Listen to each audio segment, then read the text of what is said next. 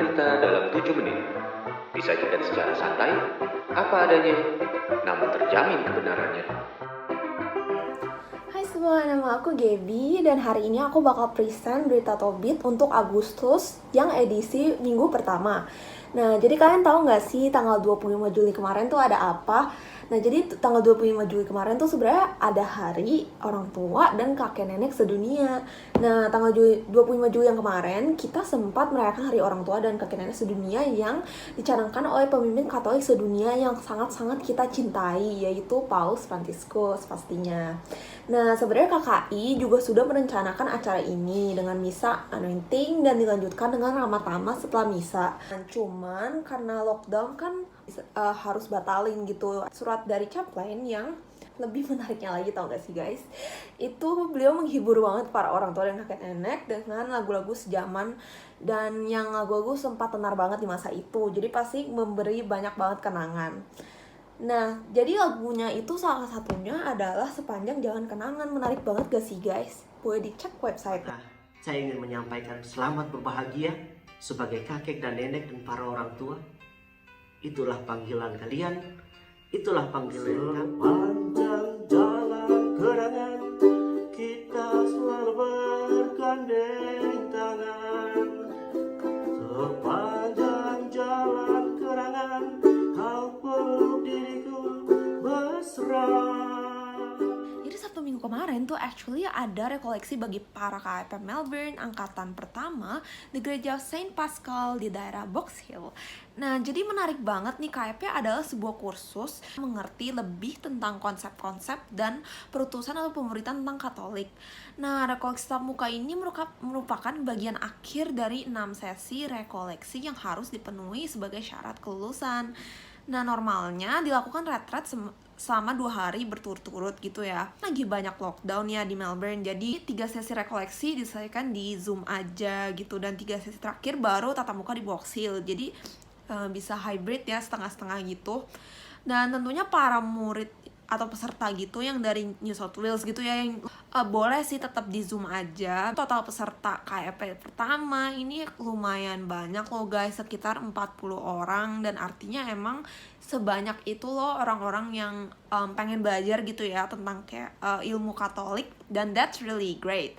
Nah, juga kayak dan menghadiri rekoleksi di Box Hill sekitar 30-an peserta gitu. Rekoleksi berjalan dengan sangat baik ya, of course, dimana ada pencurahan Roh Kudus pada 31 Juli dan diakhiri dengan misa pengutusan pada 1 Agustus chaplain kita, Pastor Blasius Trinold Asa SVD. Actually ada berita yang menyenangkan banget nih buat kalian-kalian, karena tahu nggak sih, kita udah mulai bisa tatap muka lagi untuk mengawali bulan Agustus nih yang sekarang. Kita tuh mengadakan misa di Stella Maris pada pukul 11 siang, dan komite-komite dan petugasnya itu dari wilayah Saint Angela yang memperbolehkan untuk 100 orang datang termasuk anak-anak. Maka kata mereka kepada Yesus, Engkau telah meninggikan dia dan mengaruniakan kepadanya nama yang mengatasi segala nama. Hai guys, nama aku Teresa dan hari ini aku akan bawain berita berikutnya mengenai misa streaming. Jadi pada tanggal 8 Agustus seharusnya kita akan mengadakan misa di St. Joseph Port Melbourne, tapi sayangnya karena adanya lockdown dan juga thanks to technology, kita bakal berpindah ke misa streaming lagi. Kali ini jumlah umat ditiadakan dikarenakan maksimal hanya boleh 5 orang, mulai dari peteknisi, petugas liturgi yang dibawakan oleh kelompok Aika, dan pemimpin Pastor Trino. Dan tahukah Anda, kalau misalnya ternyata ada baptisan juga loh teman-teman pada misa kali ini, tapi sayangnya baptisan pun harus ditunda. Jadi yang sabar ya. Kesusahan sehari cukuplah untuk sehari. Berita berikutnya adalah mengenai sekolah minggu online via Zoom. Dikarenakan jumlah umat masih dibatasi, tim Sunday School pun memiliki inisiatif untuk mengadakan sekolah minggu secara online melalui Zoom. Ini dilakukan dengan harapan biar anak-anak penerus kakak ini masih berkesempatan mendapatkan asuhan firman setiap minggunya. Jadi, we would like to give thanks to teman-teman dari tim Sunday School. Berita selanjutnya adalah tentang penjualan nastar yang merupakan sumbangan untuk korban COVID di Indonesia. Kalau Anda ingat, beberapa minggu yang lalu, KKI sempat mempublikasikan rencana Haiti di tanggal 21 Agustus dengan maksud merayakan acara kemerdekaan Indonesia yang ke-76. KKI terpaksa harus menunda acara ini dikarenakan situasi lockdown dan COVID-19. Namun, penundaan tersebut tidak serta-merta membuat teman-teman pengurus bersantai ria. Mereka mengisi waktu dengan menggalang dana bersama Mudika Melbourne dengan melakukan penjualan nastar yang dibuat oleh umat KKI sendiri. Para tim yang terlibat dalam pembuatan nastar cukup terkejut dengan respon umat yang membeli nastar ini. Yang awalnya hanya membuat 30 box, berakhir harus mengejar ketertinggalan karena ada 50 box lagi yang sudah dibuat. Kabarnya, mereka akan membuat 100 box lagi untuk penjualan batch yang kedua. Wah, responnya cepat sekali loh teman-teman, terutama tim yang bikin nastarnya.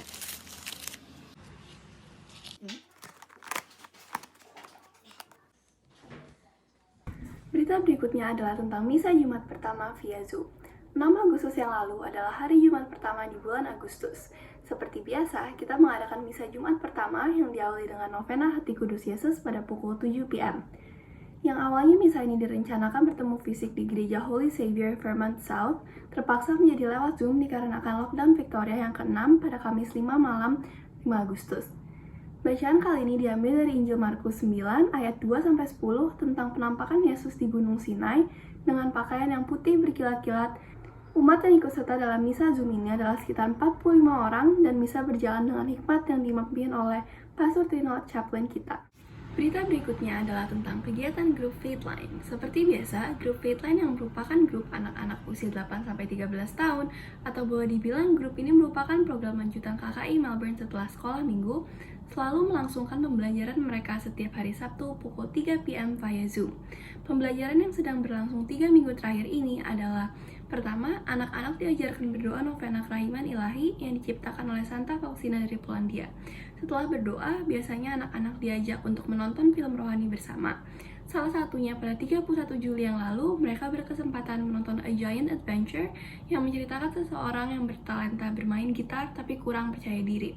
Alkitab Sabti membawakan mereka ke zaman 3000 tahun yang lalu, yaitu pada zaman Daud mengalahkan Goliat.